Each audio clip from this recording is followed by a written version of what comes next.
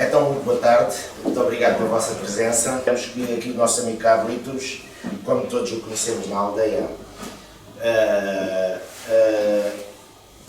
meteu mãos de fazer uma obra com as suas memórias da aldeia, da sua vivência, o que achamos importante e bonito, a gente estar reformados e ter uma atividade que no fundo é uma atividade cultural, dele ter tido esta iniciativa e que teve incentivos, sei nomeadamente que a filha do Vasco foi uma grande incentivadora dele publicar isto, e acho que tem sido através dela que foi feita a edição, e achamos que sendo dele da velha guarda da Casa de Povo, onde foi, para além de ter tido apoios a nível médico, etc., como todos tivemos, né, e dentista, mas foi um desportista, fez parte da equipa da Casa de Povo. Então achamos que seria bonito que fizéssemos aqui também uma sessão para ele apresentar o seu livro e render-lhe a nossa homenagem pela iniciativa. Obrigado. Achámos muito bonito. E é por isso que aqui estamos. E agradeço mais uma vez. Quero dar as boas tardes a todas as pessoas, todos os amigos. E em segundo lugar, quero dizer que nunca pensei em escrever um livro. Perdi muitas horas, quero dizer. Gastei. Foram necessárias muitas horas para escrever um livro. Um escritor como eu, né? A culpada deste livro, há uma culpada, do lado positivo, que é a minha mulher.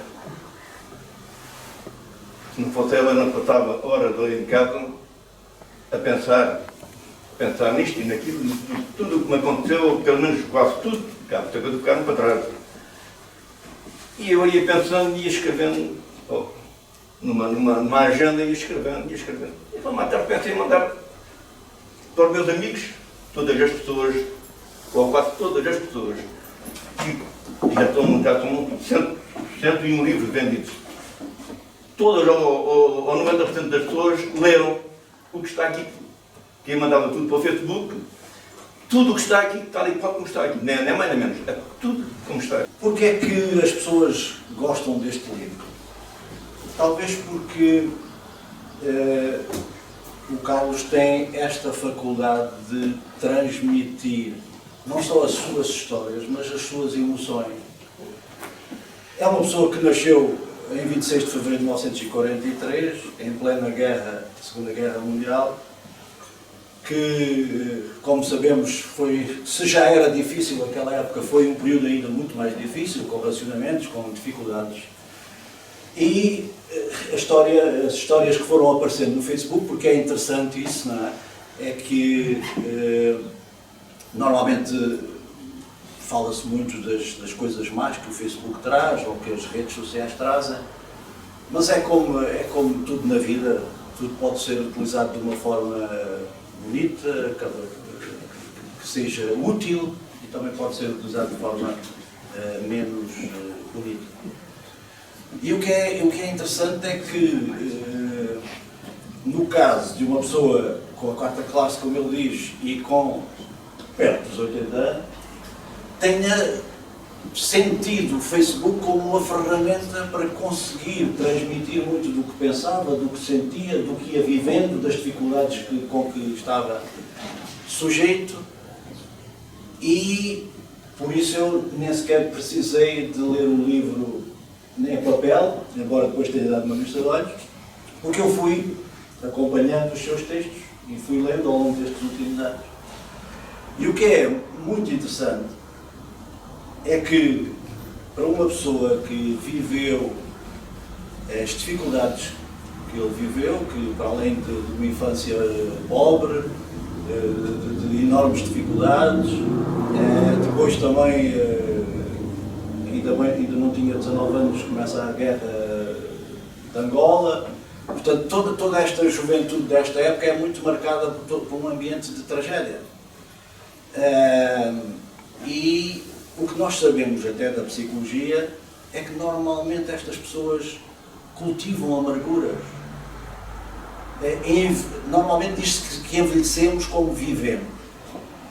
E a gente percebe que o Carlos foi capaz de viver e de ultrapassar uma série de dificuldades, a última das quais está a vivê-la ainda, sempre com este sorriso, com esta simpatia, com esta capacidade de enfrentar as dificuldades, com uma enorme valorização das relações e das amizades. Os textos estão cheios dessa qualidade, dessa enorme vontade de manter relações e de ter amigos.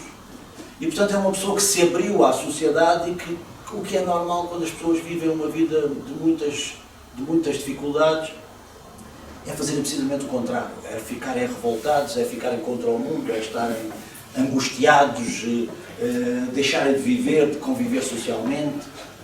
E não é nada disso que se passou com o Carlos, e ainda bem, e é sinal da sua qualidade enquanto ser humano. E é por isso que eu tenho muito orgulho em poder partilhar este momento. Eu queria partilhar convosco, para não vos cansar muito, só alguns episódios para percebermos as dificuldades desta época. Não é? Já estou assim também nos 60, por isso vou ter que pôr aqui uma escangalha. Cada letrinha pequena para caber isto tudo. Em 1954, quando nevou, eram mais ou menos 2h30 da tarde, depois de ter entregado as marmitas à tia da professora, voltei para a escola. Vinha ali quando se volta para as ruínas do Milreu, segundo soube depois. Desmaiei, alguém me socorreu e até hoje ainda não sei quem foi. Desmaiei porque estava descalço e não aguentei, pois estava a nevar. Só sei que acordei no outro dia, na parte da tarde, assomei-me à janela e estava uma tarde de sol. A rua estava branca e ainda me lembro de ver 2 rapazes, hoje já falecidos, com folhas de pitas atadas aos pés, a deslizarem na descida ali perto da bica do meio. Bom, este episódio dá-nos uma ideia de uma infância que hoje seria quase um crime, não é? Uma criança que ia para a escola descalça em pleno inverno. Depois há aqui outra dimensão que hoje também nos parece completamente fora de contexto, que é de uma criança fazer todos os dias a viagem da escola primária ao cor da burra para fazer o mandado à professora. É coisa que hoje, mas que naquela altura era encarado de uma forma muito normal, até porque os miúdos, especialmente das famílias menos favorecidas, faziam esses mandados para as pessoas mais favorecidas em troca de algum prémio. É realmente algo que este livro nos pode transmitir de uma forma, não é aquela história que nós lemos no livro de história, mas uma história vivida na primeira pessoa e uma história sentida que pode ajudar os mais novos, se o quiserem, e eventualmente através do Facebook foi isso que levou a que também mais pessoas se interessassem por esta escrita, porque atrai mais os jovens esses escritos curtos, rápidos, que surgem no Facebook. Só alguns exemplos, já para ver aqui esta coisa, que também, para além destas qualidades, há normalmente 2 tipos ou 3 tipos de escrita. Há uma escrita factual, uma escrita jornalística, em que eu só transmito os acontecimentos, e podia ser esse tipo de escrita, mas não é. Há uma escrita em que damos um salto em frente, no sentido em que transmitimos emoção, é uma escrita já de opinião, em que eu próprio vivo o acontecimento e transmito e digo às pessoas a emoção. E depois há uma escrita que se chama literária, em que há um embelezamento desta linguagem, há uma linguagem um pouco mais poética. E o Carlos também chega aí. Comparo os meus pensamentos como o nascer do sol, que quando nasce é bonito, mas durante o dia vai-se desvanecendo até à noite, que só é bonita para alguns, porque para outros é só um intervalo para descansar depois das outras horas de trabalho. Portanto, aqui a própria escrita do Carlos, com a sua sensibilidade, acaba por atingir esse nível que é o que normalmente se chama de escrita literária. Eu estava aqui a tentar ver se logo, e por isso estava aqui um bocado arriscado. Pronto, e não vou ocupar mais tempo, porque quero alertá-los para que em cada história podem encontrar toda a cultura, toda a tradição, toda a vivência da aldeia de Estoia nestes últimos 80 anos, em que